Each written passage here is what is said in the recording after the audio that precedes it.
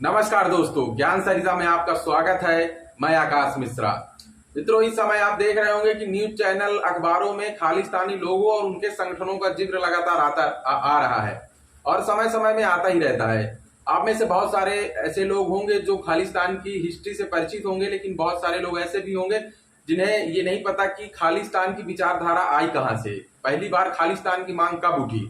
क्योंकि हम जो सिख हैं वो तो अपनी देशभक्ति, मातृभूमि की सेवा, त्याग, बलिदान के लिए जाने जाते हैं। तो आखिर ऐसे कैसे हुआ कि कुछ चंद सिख जो है भारत विरोधी हो गए। तो आज के इस वीडियो में हम इसी की पड़ताल करेंगे कि ये खालिस्तानी मूवमेंट आया कैसे, कैसे भारत विरोधी विचारधारा जो है सिखों के बीच में जन्म लेने लगी। तो चलिए शुरू करते हैं। वैसे तो खालिस्तान की मांग 1970 और 1980 के दशक में ज्यादा मुखर हुई, लेकिन पंजाब के लिए एक अलगाव की भावना इससे पहले से आ रही थी। इसके लिए थोड़ा पहले चलना पड़ेगा। 1929 में कांग्रेस का लाहौर अधिवेशन हो रहा था। उसमें श्री मोतीलाल नेहरू ने पूर्ण स्वराज का प्रस्ताव पेश किया। इस प्रस्ताव का विरोध 3 नेताओं ने किया। पहले थे मोहम्मद अली जिन्ना, जो पाकिस्तान की मांग कर रहे थे। दूसरे थे डॉक्टर भीमराव अंबेडकर साहब, जो दलितों के अलग निर्वाचन की मांग कर रहे थे। और तीसरे थे शिरोमणि अकाली दल के मास्टर तारा सिंह, जो अलग पंजाबी सूबे की मांग कर रहे थे। फिर इसके बाद समय आगे बढ़ता है। मास्टर तारा सिंह और शिरोमणि अकाली दल के लोग अपने पंजाब को कुछ अलग स्टेटस के लिए या पंजाबी सूबे के लिए मांग समय समय पर उठाते रहते हैं। पहली बार खालिस्तान शब्द का जिक्र 1940 में वीर सिंह भट्टी ने किया, एक पंपलेट पे। वो मुस्लिम लीग का लाहौर घोषणा पत्र जारी हुआ था 1940 में। तो उसी दौरान वीर सिंह भट्टी ने भी पहली बार खालिस्तान शब्द का जिक्र किया। इसके बाद देश आजाद हुआ, देश का बंटवारा हुआ। देश के बंटवारे के समय में पंजाब के कुछ स्थान जो उनके लिए बहुत भावनात्मक थे, जैसे ननकाना साहब या राजा रणजीत सिंह का शहर लाहौर, पाकिस्तान में चले गए। इससे क्या हुआ कि पंजाबियों के मन में अपने हितों की चिंता बढ़ने लगी, क्योंकि उनके जो इतने महत्वपूर्ण और भावनात्मक स्थान थे वो दूर चले गए थे। फिर आजादी के बाद राज्यों का पुनर्गठन शुरू हुआ भाषा के आधार पे। आप जानते ही हैं कि हमारे उस समय भारत की राजनीति जो है वो क्षेत्रीय राजनीति बन गई थी। हर स्टेट के राजनीतिक दल इस क्षेत्रीय भावना को बढ़ाने में बहुत आगे बढ़ चढ़कर हिस्सा ले रहे थे, क्योंकि उस समय अलग राज्यों की मांग बहुत तेज से बढ़ रही थी, राज्यों का पुनर्गठन हो रहा था। ऐसे ही पंजाब राज्य में जो शिरोमणि अकाली दल जैसे क्षेत्रीय राजनीतिक पार्टियां थी, वो भी अलग पंजाब सूबे की मांग को लेकर अड़ी हुई थी। फिर 1966 में पंजाब को अलग राज्य बना दिया जाता है। पंजाब और हरियाणा को अलग कर दिया जाता है। पंजाब अब अलग राज्य बन जाता है। लेकिन जो पंजाब के राजनीतिक दल हैं वो इससे इतने से संतुष्ट नहीं होते हैं, वो इससे ज्यादा की मांग करते हैं और भी ज्यादा स्पेशल स्टेटस की मांग करते हैं। फिर समय आता है 1969 के विधानसभा चुनाव का। 1969 के विधानसभा चुनाव में रिपब्लिक पार्टी ऑफ इंडिया का एक नेता जगजीत सिंह चौहान चुनाव लड़ता है और वो चुनाव हार जाता है। जब वो हार जाता है तो फिर उसके बाद वो ब्रिटेन चला जाता है और खालिस्तान की मांग करने लगता है। ये पहली बार है जब कोई नेता इतना मुखर होकर भारत विरोधी हो गया था और अलग देश की मांग करने लगा था, यानी खालिस्तान की मांग करने लगा था। अब तक जगजीत सिंह मांग कर रहा था, लेकिन उससे कोई बहुत बड़ा प्रभाव नहीं पड़ रहा। फिर समय आता है 1971 के भारत पाकिस्तान की युद्ध का। पाकिस्तान युद्ध हार जाता है। भारत पाकिस्तान को 2 टुकड़े कर देता है और बांग्लादेश को अलग राष्ट्र बना देता है। इससे पाकिस्तान की आर्मी, वहां के नेता, वहां के जनरल बहुत अपमानित महसूस करते हैं और उनको बहुत बड़ा झटका लगता है। इसके बाद वो भारत के खिलाफ, भारत के भी किसी स्टेट को भारत से तोड़कर अलग देश बनाकर अपने बांग्लादेश का बदला लेना चाहते थे। इसके लिए वो खालिस्तानी मूवमेंट को बढ़ाने के लिए प्रयास करने लगे।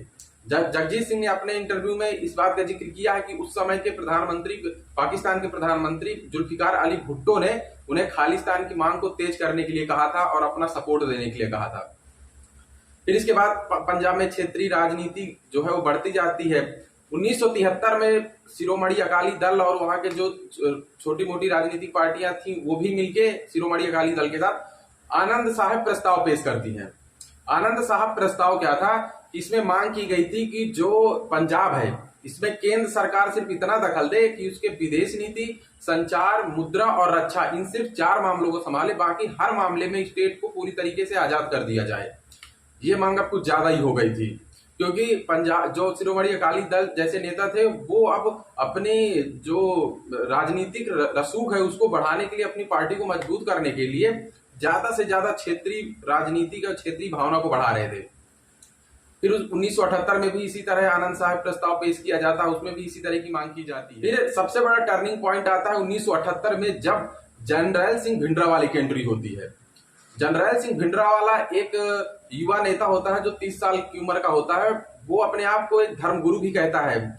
उसकी एंट्री जो होती है वो होती है निरंकारी समूह के साथ भिड़ंत की।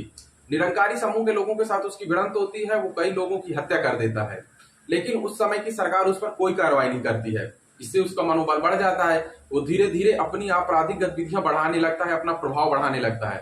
अब चूंकि वो अपने आप को धर्मगुरु के रूप में पेश करता है, इसलिए जो धार्मिक सिख थे, जो सिख लोग थे, उसमें भी उसकी पैठ बढ़ती जाती है। धीरे धीरे उसकी आपराधिक गतिविधियां बढ़ने लगती हैं। वो 1981 में केसरी अखबार के संस्थापक की गोली मारकर हत्या करवा देता है। फिर 1983 में पंजाब के डीआईजी की हत्या करवा देता है।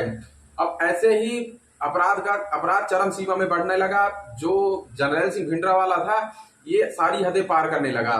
पंजाब में हालात ये हो गए थे कि अगर कोई भी केंद्र सरकार के पक्ष में बोल दे या खालिस्तान के विरोध में बोल दे तो फिर जनरल सिंह भिंडरावाला या उसके लोग उसको मार देते थे।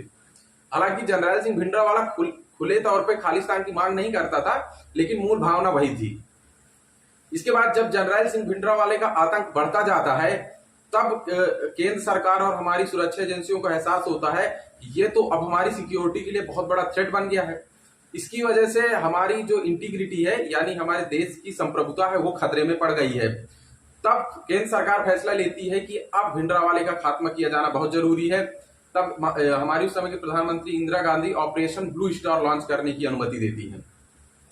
ऑपरेशन ब्लू स्टार इसलिए लॉन्च करना पड़ा क्योंकि जो ये जनरल सिंह भिंडरावाला था, ये अपने सिपाहियों के साथ बहुत सारा गोला बारूद हथियार लेके हरमिंदर साहब यानी स्वर्ण मंदिर के भीतर बैठ गया था और वहीं से अकाल तख्त में बैठ के पूरे पंजाब में अपना संदेश प्रसारित करता था, आतंकी गतिविधियों को बढ़ावा देता था।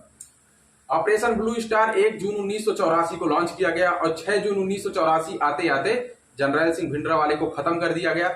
इस ऑपरेशन में लगभग 500 चरमपंथी मारे गए जो खालिस्तान की मांग कर रहे थे या अलग पंजाब की मांग कर रहे थे, और कम से कम 800-1000 लगभग गिरफ्तार हो गए, यानी 1000 के करीब गिरफ्तार हो गए।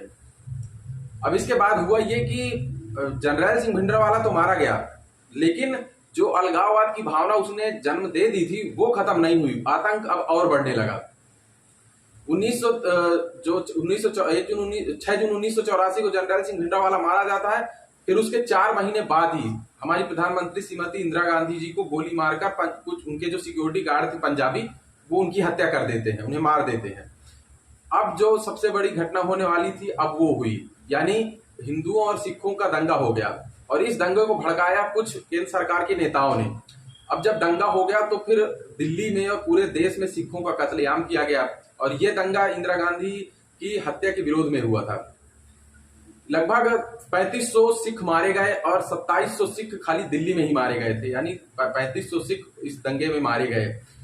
इससे ये हुआ कि जो सिख लोग थे, जो पंजाबी थे और जो लोग बाहर भी बैठे थे ब्रिटेन, अमेरिका, कनाडा में, उनको ये मौका मिल गया कि अब जो है इस भावना को जबरदस्त रूप से बढ़ाया जाए। और सचमुच में सिखों के मन में इस दंगे के बाद बहुत नकारात्मक भावना आ गई।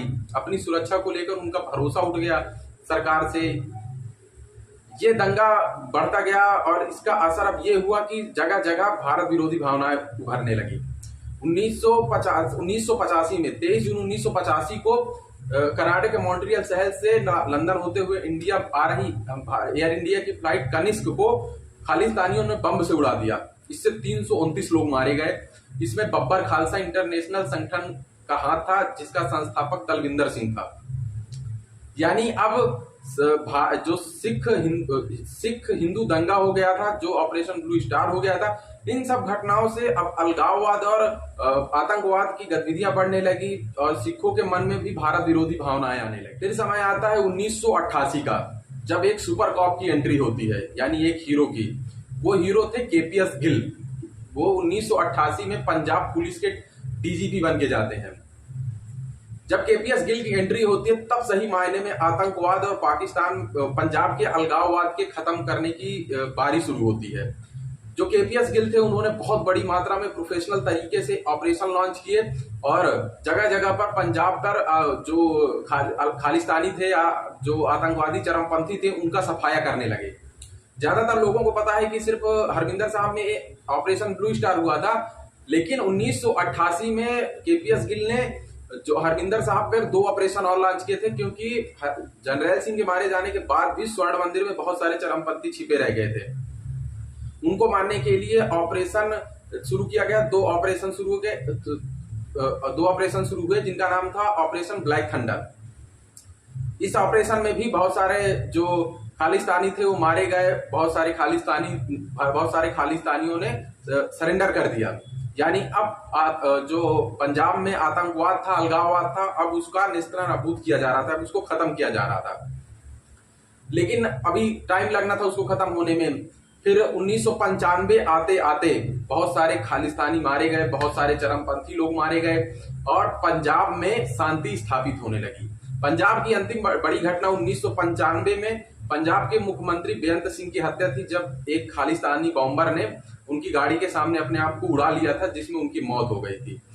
तो 1995 की यही घटना अलगाववाद चरमपंथ की अंतिम सीमा थी। 1995-96 आते आते पंजाब में अलगाववाद और आतंकवाद बिल्कुल नेस्तनाबूद हो। लेकिन मित्रों, समझने की बात यह है कि अगर 1978 में जनरल सिंह जब जन्म आया था, उसकी एंट्री हुई थी और वो आतंकवादी गतिविधियों को या आपराधिक गतिविधियों को बढ़ावा दे रहा था, अगर उसी समय उसको मार दिया जाता या उसको जेल में डाल दिया जाता या किसी भी तरीके से उसको कंट्रोल कर लिया जाता, तो फिर ये खालिस्तानी मूवमेंट कभी आग पकड़ ही नहीं पाता। क्योंकि अगर जनरल सिंह मारा जाता या उसको सरेंडर करा दिया जाता, तो फिर 1984 का दंगा नहीं होता, ऑपरेशन ब्लू स्टार नहीं होता, जब ये बड़ी घटनाएं नहीं होती, सिख दंगा नहीं होता, ऑपरेशन ब्लू स्टार नहीं होता, तो फिर जो अलग खालिस्तान की मांग करते हैं उनको बेचने के लिए कोई आइटम ही नहीं होता उनके पास। मतलब फिर वो ऐसी कौन सी बात बता के सिखों को मतलब भड़काने की कोशिश करते हैं जब कोई मुद्दा ही नहीं होता। लेकिन ऑपरेशन ब्लू स्टार और हिंदू सिख दंगे, ये 2 घटनाएं बहुत बड़ी हैं जिनका इस्तेमाल करके आज भी खालिस्तानी जो संगठन है इन्हीं 2 घटनाओं को बार बार जिक्र करके जो आज पंजाबी नौजवान है उनको उकसाने और भड़काने की कोशिश करते हैं। तो इससे सबक ये मिलता है कि जो राजनीतिक पार्टियां होती हैं, जब वो क्षेत्रीयता की राजनीति करने लगती हैं, अपने स्टेट या अपने राजनीतिक स्वार्थ के लिए देश हित को दांव में लगाती हैं, तब ये स्थिति बनती है कि 1978 में जो क्षेत्रीय राजनीति की गई, जनरल सिंह भिंडरावाला को खुली छूट दी गई, उसकी वजह से आज 50 साल बाद भी भारत में वो खालिस्तानी मूवमेंट बीच बीच में उठ खड़ा होता है या खालिस्तान की मांग होने लगती है। तो ये सबसे बड़ी बात है। अभी अमृतपाल सिंह जो वारिस पंजाब दे संगठन का प्रमुख था, वो भी जनरल सिंह बनने की कोशिश कर रहा था, लेकिन उसको समय रहते न्यूट्रलाइज कर दिया गया, उसको जेल में डाल दिया गया, कोई मसला नहीं हुआ। अगर यही जनरल सिंह के साथ होता तब भी तो ऐसी कोई बड़ी घटनाएं घटती ही नहीं, एक शांति रहती। तो फिर इसके बाद जो ब्रिटेन, अमेरिका और कनाडा में रहने वाले खालिस्तान की मांग करने वाले लोग थे, इन घटनाओं के बाद वो धीरे धीरे उसकी मांग करने लगे। और वो खालिस्तान की मांग इसलिए करते हैं कि उनका सबसे बड़ा जोर इस बात में है कि खालिस्तान की मांग करते रहेंगे तो हमें विदेशी फंडिंग मिलती रहेगी, चाइना से, पाकिस्तान से और भारत विरोधी एनजीओ से उन्हें वो मिलती रहती, फंडिंग मिलती रहती। तो वो खालिस्तान का विरोध इसलिए नहीं करते कि उन्हें कोई सिखों की चिंता है या पंजाब की चिंता है, वो सिर्फ इसलिए करते हैं ताकि हमें फंडिंग मिलती रहे, हम लाइमलाइट में रहें, हमारा राजनीतिक रसूख बना रहे। तो बस यही कारण है जो बाहर के खालिस्तानी संगठन इसकी मांग करते हैं। अच्छी बात यह है कि हमारे पंजाब राज्य में जो पंजाब राज्य के जो सिख हैं वो इस मांग के कभी समर्थन में नहीं जाते।